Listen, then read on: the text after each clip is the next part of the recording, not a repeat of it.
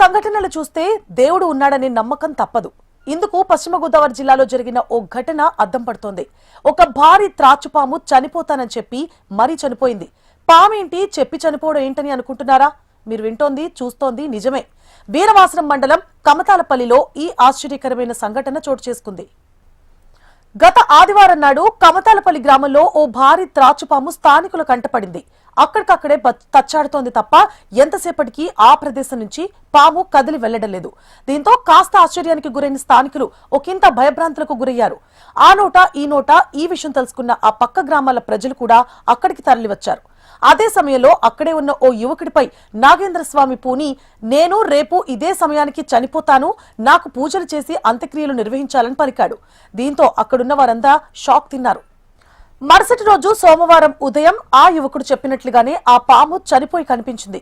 దీంతో గ్రామస్తులు దేవుని మహిమగా భావించి చనిపోయిన పాముకు పసుపు కుంకుమతో ప్రత్యేక పూజలు నిర్వహించారు. విషయం తెలుసుకున్న పక్క గ్రామాల ప్రజలు ఈ వింతను చూసేందుకు తండోపతండాలుగా తరలివచ్చారు. నాగేంద్ర స్వామి స్వయంభూగా తమ గ్రామంలో వెలిశాడంటూ గ్రామస్తులు చెప్పుకుంటున్నారు. ఇక ఊరిని నాగేంద్రుడు కరుణించాడని, ఇకపై ఊర్లో అంతా మంచి జరగబోతోందంటూ విశ్వాసం వ్యక్తం చేశారు. చనిపోయిన పాముకు పసుపు కుంకుమ పసుపు నీళ్లతో ప్రత్యేక పూజలు చేశారు. అనంతరం గ్రామంలోని కొందరు వ్యక్తులు ఆ త్రాచు పాముకు శాస్త్రోక్తంగా అంత్యక్రియలు నిర్వహించారు. ఆవు పిడకలు, ఆవు నెయ్యి, గంధపు చెక్క, నవధాన్యాలతో సాంప్రదాయబద్ధంగా దహన సంస్కారాలు పూర్తి చేశారు. ఆ తర్వాత ఆ పాము ఎక్కడైతే చనిపోయిందో అక్కడే నాగేంద్ర స్వామి పటాన్ని పెట్టి గ్రామస్తులు పూజలు నిర్వహించారు.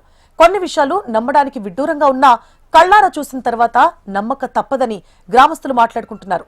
కానీ కొంతమంది హేతువాదులు మాత్రం ఇదంతా ఎలా సాధ్యమవుతుంది, అసలు ఈ ఘటనలో నిజమెంత, దీనిని ఎంతవరకు నమ్మాలి అని మెదడుకు పని చెబుతున్నారు. దీంతో ఇప్పుడు ఈ టాపిక్ కాస్త హాట్ టాపిక్ గా మారింది.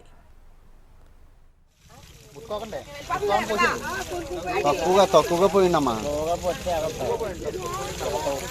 దాన్ని పట్టుకోకండి. అందరూ పోతారు, కొద్ది కొద్దిగా పోషించండి. స్లోగా పోయింది,